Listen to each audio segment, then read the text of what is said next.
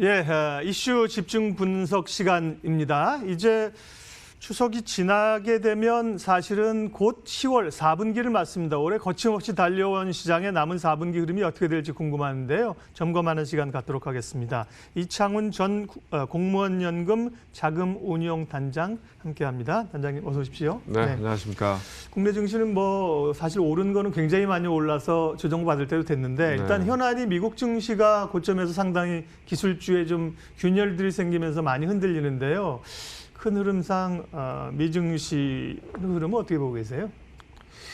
글쎄, 일단은 이제 뭐 말씀하신 대로 네. 올해 들어서 나스닥 기준으로 한 2배 정도 올랐잖아요. 네. 지수가 한 7천이 깨졌다가 12,000까지 올라갔었으니까요. 그랬다가 지금 이제 만선에서 다시 조정을 받고 있으니까 조정 받을 때는 된 거죠. 조정 받을 때는 예. 됐는데 조정의 폭이 조금 큰 것 같아요. 그러니까 제가 보기에는 어젯밤 정도는 반등을 해줬으면 모양이 좋았을 텐데, 왜냐하면 기본적인 모양은 한 뭐 고점에서 S&P 500 기준으로는 뭐 10% 이상 떨어진 건 아니니까요. 그래서 필요한 시점에서 가격 조정이 왔다 이렇게 봤는데, 어제 한번 버텨줘야 되는 자리에서 버텨주지 못하고 다시 급락하는 모양을 나타내서, 그 다음에 이제 그동안 시장이 하락하면서도 변동성 지수 빅스는 그렇게 크게 많이 안 떨어졌었거든요. 근데 변동성 지수가 다시 올라가는 모양들을 나타내고 있어서 거기에다 이제 달러도 다시 강세로 돌아서고 있고, 그래서 조금 시장이 좀 불안해 보입니다. 예, 조금 위협받는 수준에 좀 다가가는 거죠, 그죠? 네, 흐름 네, 자체가요. 그런 예. 그러면 미국이 이제 계속해서 미국 증시를 버틸 수 있었던 거는 우리 증시도 그렇고요. 미국 이제 연준이 계속해서 이 에너지를 자금을 계속 공급해줬던 거잖아요. 네. 근데 저금리 기준 계속 가겠다고 하는 거예요. 그런 쪽에 보면 뭐 낙폭이 있어도 그렇게 크지 않고도 대책이 나오지 않을까? 뭐 그런 생각도 좀 할 수 있을 텐데. 근데 이제 그동안에 시장을 끌고 왔던 가장 큰 힘은 네. 유동성이거든요. 예. 그 말씀하신 대로 이제 저금리라고 하는 게, 그동안에 이제 달러가 어떻게 보면 기축통화로서 상대적으로 엔이나 유로 같은 경우에는 이미 마이너스 금리에 들어가 있었지만, 네. 달러 자체는 금리 수준이 그래도 한 1.5% 이상, 기준금리 기준으로는 한 1.75 이렇게 유지해 왔던 달러 기준금리가 이번에 코로나 사태 이후에 거의 제로 금리에 근접하게 0에서 0.25로 낮추면서 어떻게 보면 자산 시장에 이렇게 붐업을 일으켰던 거거든요. 그래서 주가가 여기까지 올라오는데 가장 큰 원인은 뭐 여러 가지가 있겠지만, 제가 보기에는 달러의 기준금리가 제로 금리에 가까워졌다 하는 네. 게 가장 큰 원인이 아니었을까 이런 생각이 들고, 그 다음에 이제 유동성을 굉장히 많이 공급했다. 그러니까 뭐 미국 기준으로 보면은 연준이 원래 대차대표상에 2008년 금융위기 이전에 가지고 있던 자산 규모가 한 1조 달러였는데, 그거를 2008년 금융위기 이후에 작년까지 풀어놓은 돈이 한 3조 달러 정도 더 추가로, 한 4조 달러 정도 더 네. 추가로 해서 한 5조 달러 들고 있었는데, 올해 한 3조 달러를 더 푸는 거 아니에요? 그러니까 어마어마한 그 달러 프린팅이 있었고, 그런 것 때문에 주가가 여기까지 올라왔는데, 이제 새롭게 이제 연준에서 뭐를 해주는 거를 기대하는 거는 조금 쉽지는 않을 거다 이런 생각이 들어요. 그런가요? 그래서 예. 뭐 연준이 이제 해줄 수 있는 거는 지난번에 얘기가 나왔던 이제 평균 물가 목표제. 네. 그래서 평균 물가 목표제를 통해서 이 지금의 이 양적 완화 기조를 갖다가 굉장히 오랫동안 유지해 나가겠다. 이제 이런 거를 좀 구체화하는 거하고, 그다음에 이제 일드 커브 컨트롤이라고 이야기하죠. 지금 이제 일본이 하고 있는 거죠. 일본의 BOJ가 하고 있는 건데, 목표 금리하고 일드 커브, 보통 우리가 생각할 때 이제 일드 커브가 조금 스티프닝해지면, 말하자면 장기 금리가 많이 올라가게 되면은 이 두 가지 시그널이 있죠. 이제 경제가 좋아지면서 장기 금리가 올라가서 커브가 스티프닝해지는 거는 주식시장의 호재인데, 네. 가파라진다는 거죠. 그렇지 예. 않고 금리가 이렇게 커브가 올라가는 모양들은 시장에 또 불안을 줄 수 있기 때문에 목표 금리 밴드나 커브 모양을 정하고 중앙은행이 시장에 개입하는 것, 그걸 우리가 이제 일드 커브 컨트롤링이라고 하는데, BOJ는 그걸 시행을 하고 있는데, 시장에서는 이제 연준도 그런 걸 좀 해줬으면 하고 지난번에 기대를 했었죠. 네. 그래서 그 정도가 연준이 추가로 할 수 있는 카드인 것 같고요. 지금은 제가 보기에는 추가적인 유동성 공급에 기대하는 거는 조금 쉽지 않은 것 같고, 오히려 지금 시장을 주도하고 있는 거는 제가 보기에는 이제 재정. 그러니까 이번에 아마 미국 시장의 하락 국면에서 하나의 요인 중에 하나는 2차 부양 조치가 예. 지금 유보되고 있잖아요. 근데 그게 이제 선거를 앞두고 있기 때문에 금방 나오긴 쉽지 않을 거다 이렇게 보고 있는 거죠. 근데 미국 같은 경우에는 아시겠지만 경제 주도가 소비잖아요. 그렇죠. 네. 소비가 거의 70% 정도를 차지하기 때문에 추가 경기 부양 조치라는 게 되게 의미가 있는 건데 그게 이제 딜레이되고 있기 때문에 그게 어떻게 풀어지느냐 하는 거 하나고요. 그 다음에 제가 보기에는 이제 이 투자 심리인 것 같아요. 그 다음에는 왜냐하면 어차피 주가라고 하는 게 펀더멘탈이 있지만 펀더멘탈을 기반으로 해서 사람들이 마음의 움직임이잖아요. 내가 산다 판다를 결정하는 거잖아요. 그래서 어떻게 보면 사겠다는 사람이 많으면 올라가는 거고 또는 팔고 싶다는 사람이 많으면 떨어지는 거니까 네. 사람들의 센티먼트가 되게 중요한 국면인데 센티먼트가 유지되려고 하면은 시장이 여기서 특히 이제 미국 시장 기준으로 추가적으로 하락하지 않아야 된다는 생각이 들어요. 그러면은 뭐 사람들이 좀 이게 기간 조정으로 바뀔 수 있는데 만약에 추가적인 급락이 더 나온다고 하면 심리들이 많이 흔들려서 시장이 좀 어렵지 않을까 이런 생각이 들어요. 연준이 뭐 실질적으로는 뭐 모든 수단을 다 동원하겠다고 얘기는 하고 있습니다만 원장님 말씀하신 것처럼 시장에서는 추가적인 부양책이 마땅치 않아서 그러니까 이제 제롬 파월도 의회 가서 의회에서 이제 당신들이 역할 좀 해라 이런 그렇죠. 얘기는 좀 네, 이제 한 거잖아요. 네, 재정의 역할들을 한 건데요. 국내 증시 가기 전에 이제 지금 뉴욕 증시, 미국 증시 글로벌 얘기했으니까 대선 얘기도 살짝 좀 짚고 가죠. 대선이 뭐 조 바이든으로 게임 끝나는 것 같더니만 다시 혼전으로 가면서 이제 4분기에 굉장히 큰 남아있는 변수잖아요. 뭐 그렇죠. 누가 네. 될지는 사실 모르겠으나 대선과 관련된 시장의 흐름들 또 두 사람 중에 한 사람 되는 건 확실하니까 그에 따른 방향성은 어떻게 될까요? 글쎄 이제 올해 이제 시장에 제일 큰 리스크 중에 하나가 대선이다 하고 꾸준하게 이야기를 해왔잖아요. 사실 코로나 전에 가장 큰 변수였었잖아요. 그렇죠. 그다음에 이제 대선 뭐 한두 달 전에는 대선 이슈가 되게 시장에 큰 이 재료로 작용할 거다 하는 얘기를 해왔는데 지금 어떻게 보면 그게 조금 미리 반영되는 국면도 있는 것 같아요. 그래서 일반적으로 시장의 생각에는 트럼프가 좀 뭐 그 사람의 정치적인 스타일을 떠나서 시장에는 좀 우호적이다 이렇게 봤던 거고 아무래도 이제 바이든 민주당 쪽은 전통적으로 보면 이제 공화당은 시장 자유주의 쪽에 더 가깝고 그다음 민주당은 어떻게 보면 시장 자율에 놔두면은 어떻게 보면 이 평등이라고 하는 이슈들이 많이 무너지니까 좀 큰 정부를 지향하는 거죠. 정부가 좀 개입을 해서 평등의 이슈들을 좀 조율을 해나가야 한다 하는 게 민주당의 기본적인 기조이기 때문에 월가는 별로 안 좋아하죠. 월가는 별로 안 좋아하죠. 옛날에 샌더스 같은 경우 막 경악을 했잖아요. 그렇기 때문에 이제 조금 뭐 시장에서는 좀 조심을 하는데 그래도 이제 큰 그림에서 보면 말씀하신 대로 샌더스나 지난번에 워런 같은 좀 급진적인 진보주의자보다는 바이든을 훨씬 더 선호했기 때문에 그래서 그런 맥락이 있는데 어쨌든 지금은 뭐 대선 관련된 불확실성도 어느 정도 좀 작용하고 있다 이렇게 봐야 될 것 같고요. 지금 어쨌든 대선의 결과라고 하는 거는 아무래도 이제 시장이 어떠냐도 영향을 많이 주잖아요. 그러니까 저희가 과거에 미국 대통령의 이 당락을 해보니까 대부분이 경제 이슈하고 관련이 있었다. 경제가 좋았을 때는 뭐 연임을 하고 경제가 안 좋았을 때는 바뀐다. 이제 보통은 미국 대통령이 이제 한 번 하면은 연임을 하는 경우가 또 통례였는데 그래서 그런 맥락에서 이제 트럼프가 주식시장에 신경을 많이 쓰는 거겠죠. 그래서 그러니까 이제 그 현재 경제라든가 코로나라든가 주식시장이 어떻게 되냐에 따라서 당락이 갈릴 거다 이렇게 보이는데 컨센서스는 지금 바이든이 우세하다는 거죠. 그렇습니다.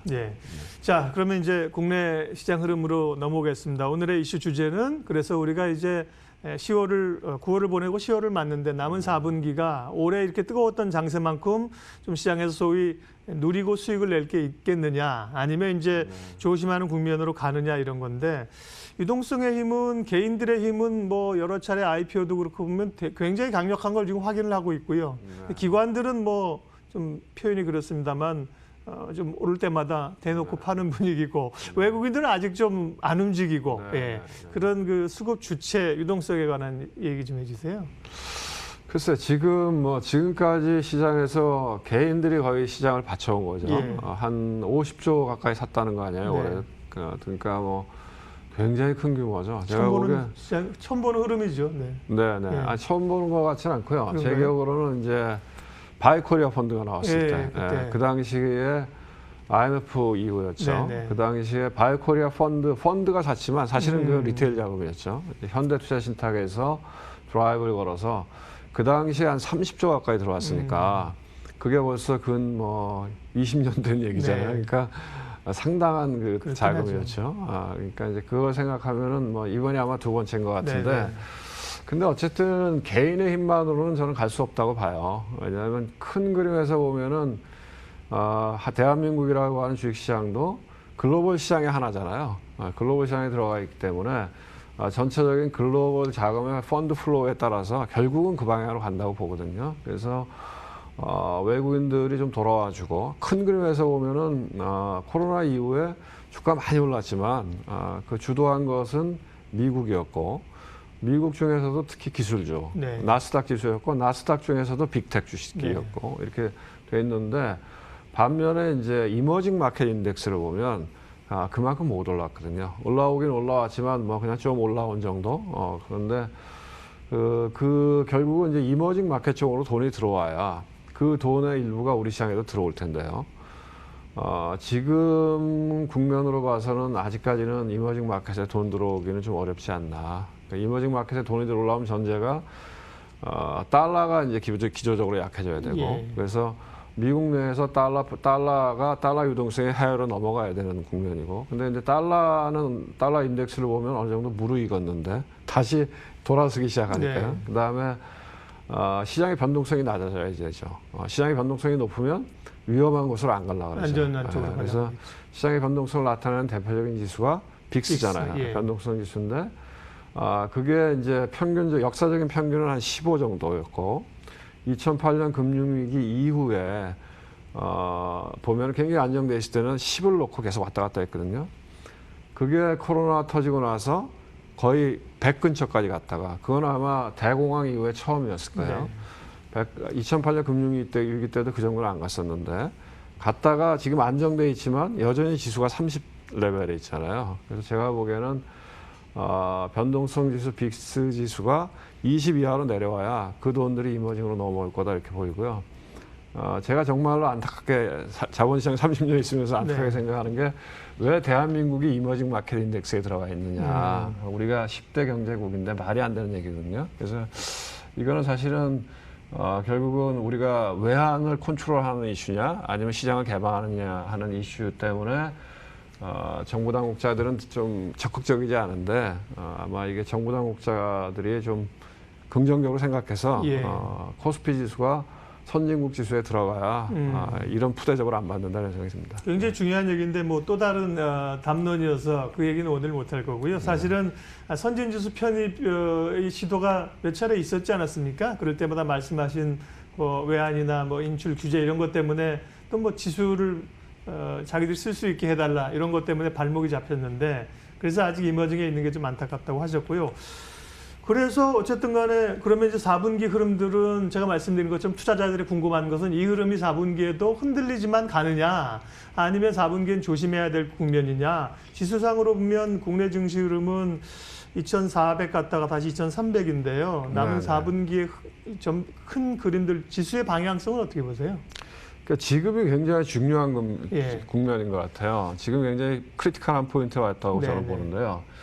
지금 지수대에서 저지가 되면서 기간적으로 들어가면 시장 다시 올라갈 수 있다. 왜냐하면 어쨌든 간에 역사라고 하는 건 나아지는 방향 쪽으로 가니까요. 그리고 코로나도 어쨌든 백신을 계속 개발하고 있잖아요. 그러니까 시간의 문제지만 극복이 될 거고 경제도 아마 올라왔다가 다시 한번 약간 떨어지는 모양은 나오겠지만 어쨌든 또 좋아지는 방향으로 갈 거기 때문에 심리가 무너지지 않으면 시장은 버텨줄 거라고 생각이 드는데 그러려고 하면 지금 시점이 되게 중요하다. 지금부터 며칠 사이에 시장이 더 안 무너지고 좀 어느 정도 버텨줘야 이게 기간조정으로 들어가는데 그렇지 않고 여기서 시장이 다시 한번 무너져 버리면 그러면 사람들의 심리가 되게 나빠지기 때문에 패닉셀이 나올 수 그래서 있고. 좀 좋지 않다 이렇게 보고 있습니다. 네, 지금이 중요한 그 지수대 네. 자리라고 말씀하셨고요. 시장의 그럼 주도주의 흐름들은 물론 이제 상승을 좀 전제로 한 겁니다. 뭐 같이 뭐 밀려서 이렇게 심리적으로 몰아서 내릴 때야 뭐 몇 종목 빼고는 사실 올라갈 수 있겠습니까? 네. 버텨주면서 올라간다고 했을 경우에 사실은 올해 시장을 국내 증시에서 있던 게 소위 뭐 BBIG로 얘기되는 성장주 단이었는데 너무 과한 거 아니야? 그러면서 이제 네. IT나 자동차나 이런 쪽 화학적 섹터로 네, 왔다가 네. 또 이제 최근 며칠 보면 다시 언택으로 가는 흐름들이에요. 뭐 언택이냐 컨택이냐 양분하는 것도 좀 문제가 있겠지만 주도주의 시장 향후 흐름은 어떻게 될까요? 일단은 뭐 장기적으로 역사적으로 보면 늘 그 새로운 기술, 새로운 혁신을 가져왔던 주식의 주가들이 주도했고 많이 네. 올랐어요. 그거는 뭐 주식의 역사고. 근데 이제 저희가 조금 단기, 중기로 끊어서 보면 이미 제가 보기엔 뭐 언택트 범주에 있는 주식들은 많이 올랐다. 네. 그리고 지금 조정을 주도하는 것도 그런 주식이잖아요. 그러니까 이게 언택트, 컨택트 이슈가 아니라 성장주하고 가치주 이슈인데 지금 성장주의 밸류에이션 부담을 느끼는 거죠. 그러니까 우리 시장도 마찬가지인 것 같아요. 우리 시장도 보면은 뭐 잘 나가는 주식들 최근에 그런 것들을 네. 보면은 밸류에이션 부담이 굉장히 있잖아요. 그러니까 보통 100배예요. 그러니까요. 예. 보통 100배고 예. 바이오 같은 주식은 밸류에이션도 없잖아요. 그러니까요. 그냥 네. 뭐 재료에서 움직이니까 당분간은 그런 주식은 좀 피하는 게 좋지 않을까. 일단 시장이 안정될 때까지는 시장이 안정되고 다시 올라가기 시작할 때 그런 것들이 갈 수 있겠지만 지금과 같은 시장의 변동성이 커지는 국면에서는 밸류에이션이 높은 종목은 좀 조심하는 게 좋겠고 만약에 이제 안정돼서 경기가 다시 회복되는 국면으로 간다. 그렇게 하면은 저는 제가 보기에는 최근에 잠깐 주도주의 모습을 보였던 반도체나 자동차 같은 주식들이 되게 좋아 보이고요. 그리고 지금 근데 이제 대부분들의 개인들이 자금이 많이 들어왔다 그러지만 사실은 공모주에 어마어마한 자금들이 들어오는 거는 예. 되게 보수적인 거거든요. 그렇게 우리가 이해를 해야 되거든요. 그렇지. 이분들이 다 주식을 할 거다 이렇게 이해하면 안 그러네요. 되거든요. 위험을 그래서 사실 안 주고 안정적인 조금이지만 안정적인 그렇습니다. 그 수익을 보겠다는 거잖아요. 그렇죠. 예. 그래서 제가 보기에는 그런 맥락에서 지금은 이제 배당주나 아니면 자기가 잘 아는 실적 호전이 되는 주식인데 밸류에이션이 낮다. 그러니까 하나는 제가 이제 추천드리고 싶은 거는 이제 연말이 다가오니까 배당주에 대한 관심을 가져야 될 거다 하는 거고 또 하나는 본인이 잘하는 종목인데 이건 실적 대비해서 너무 주가가 싸 예. 이런 종목 쪽에 관심을 갖고 당분간은 투자하는 게 좋지 않을까 생각이 듭니다. 예. 대표적으로 그런 게 생활 속에 이제 피터 렌치 투자 방식 아닙니까? 그게 이제 생활 속에 뭐 이마트 같은 경우 뭐 마트가 안 되는 건 당연한데 근데 뭐 배달 시켜 먹고 주가 너무 많이 빠진 거 아니야? 이제 그런 주식도 올라오잖아요. 네. 그래서 어떻게 보면 단장님 말씀은 지금은 이제 남은 4분기 제 해석이 그렇습니다. 너무 큰 욕심으로 막 2배, 3배 하는 것보다는 조금 안정적으로 수익을 낼 수 있는 거를 알고 있는 기업을 찾아라. 그렇게 이해하면 되겠습니다. 네. 예. 지금 이제 어쨌든 성장주 가치주 쪽에서 이제 가치주 얘기를 좀 하셨고요. 삼성전자 말씀하신 길에 어쨌든 간에 시장 흐름은 이번에도 2,400 확실히 위로 끌었던 건 삼성전자인데 삼성전자 주춤하니까 그때 밀려버리거든요. 삼성전자는 여러 이슈들이 지금 맞물려 있는데요. 삼성그룹, 삼성전자에 관한 흐름들은 중기적으로는 좋게 보시나요?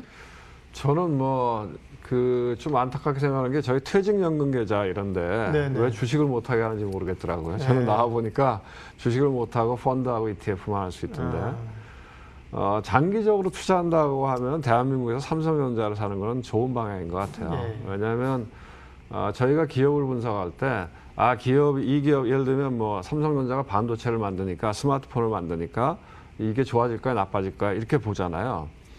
근데 이제 장기적으로 놓고 보면 저희가 아마존 같은 회사를 보면 그게 원래 책을 온라인에서 팔던 회사잖아요. 그렇죠. 예. 그런 회사가 온라인 쇼핑으로 변화했고 네. 또 그런 회사가 클라우드를 하고 있고 그러니까 제가 보기에는 그 기업이 얼마나 환경의 변화에 잘 적응해 가면서 새로운 비즈니스 모델을 만들어낼 수 있느냐 그런 역량이 있는 회사는 장기 투자할 수 있거든요. 그렇죠. 이 시황에 흔들리지 않고 그런 맥락에서 보면 대한민국에서는 저는 삼성전자 굉장히 좋은 주식 같아요. 물론 주가는 오르락내리락 하겠지만 내가 5년, 10년을 놓고 투자한다고 하면 왜냐하면 기업이 변화하잖아요. 왜냐하면 보면은 뭐 디스플레이 비즈니스를 하다가 가전을 하다가 반도체를 하다가 스마트폰을 하다가 네. 그다음에 최근에는 또 다시 보면 통신 사업을 하잖아요. 네. 그러니까 변화하고 글로벌 역량을 갖고 있는 기업이라고 생각하면 삼성전자 되게 좋은 주식인 것 같습니다. 예. 여쭤보고 싶은 얘기는 또 있는데 오늘은 지난번에 오셨을 때 시간이 너무 촉박해가지고 사실 뭐 몇 얘기 못하다 끝났는데요. 오늘은 그래도 좀 시간을 저희가 할애해서 이렇게 특집으로 얘기하니까 시장에 대한 뷰나 어떤 투자에 대한 철학들을 좀 들을 수가 있어서 도움이 됐습니다. 예, 오늘 집중 분석 전 공무원연금 자금운용단장이시죠. 이창훈 단장님과 함께 우리가 남은 또 4분기 흐름들 추석 연휴 지나고 어떻게 대응할 것인가에 대한 상황들 함께 살펴봤습니다. 시간 내주셔서 고맙습니다. 네, 고맙습니다.